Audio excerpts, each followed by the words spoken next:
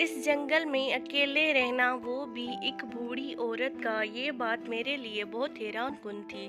बल्कि इस रियाज यूरोप के मकाम के ज़माने की बात है।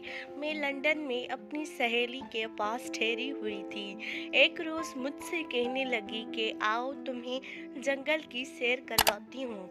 जंगल में ना बाबा, मुझे वहाँ जाते हुए डर लगता है। डरने की बात थोड़ी है, मैं तुम्हें अपनी आंटी से मिलवाऊंगी।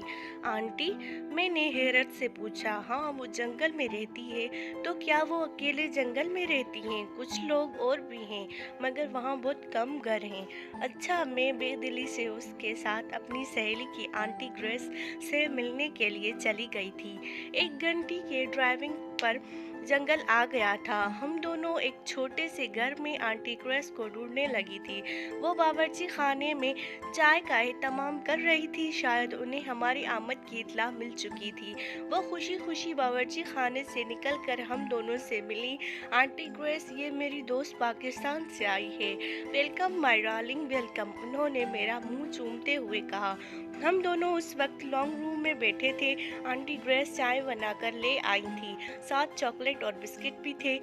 चाय पीते हुए मैंने सारे घर का जायजा लेना शुरू कर दिया था। सुनसान घर, और वो भी इस घने जंगल में 3-4 घरों में से एक था।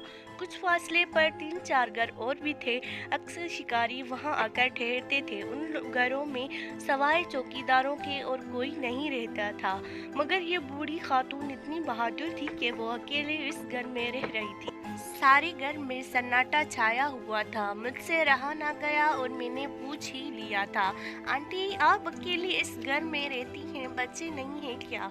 बच्चे 2 हैं। अच्छा, किधर हैं? उनकी शादियां हो चुकी हैं, अपने अपने घरों में मसरूफ हैं, कभी कभार आ जाते हैं। मैं इस वक्त बहुत खौफजदा हो रही थी, तो उनसे पूछ बैठी थी, आंटी, आपको अकेले घर में डर नहीं लगता? मेरा मतलब ये है कि शहर में घर होता तो अकेले रहने में कोई कबाहत नहीं थी, मगर यूं अकेले रहना तो बहुत ही मुश्किल है।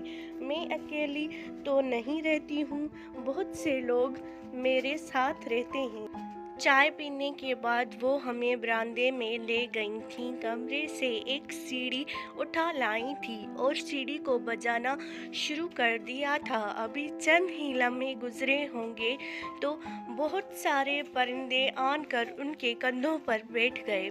रंगारंग के खूबसूरत परिंदे थे। वो मुस्कुराईं और बताने लगी, ये मेरे साथी हैं, मेरे साथ खाना खाते हैं, मैं इनसे बातें करती हूँ। देखना, ढेर सारे बच्चे हैं। वो एक परिंदे के मुंह को चूमते हुए बता रही थी।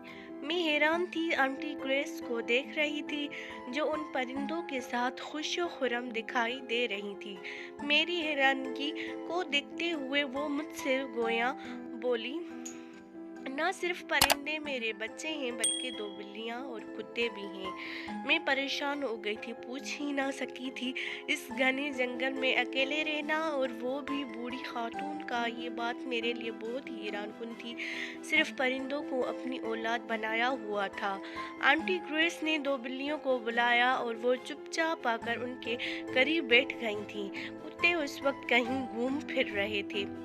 आंटी ने जानवर यानी कुत्ते और बिल्लियां आपस में लड़ाई नहीं करते, मेरी बात का जवाब देते हुए बताने लगी। पहले पहल तो इनकी लड़ाइयाँ होती थी, मगर मैंने इनकी तरबियत करने में बड़ी मेहनत सर्फ की है।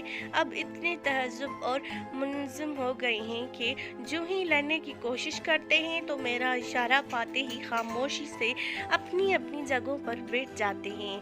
मुझे तो रह रह कर ख्याल आ रहा था, एक इंसान की तरबियत में खासा वक्त दरकार होता है, मगर उसने जानवरों और परिंदों की तरबियत की हुई थी। इस बहादुर खातून ने अपनी तन्हाई का हल ढूंढ लिया था। वो परिंदों, बिल्लियों और कुत्तों के साथ बहुत खुश थी, और एक हम जो इंसानों के साथ खुश नहीं रह सकते। मैं वापस आते हुए सोच रही थी कि इस दुनिया में तरह तरह के लोग बसते हैं। एक खुदा ही है जो इंसानों को जीने का मौका देता है।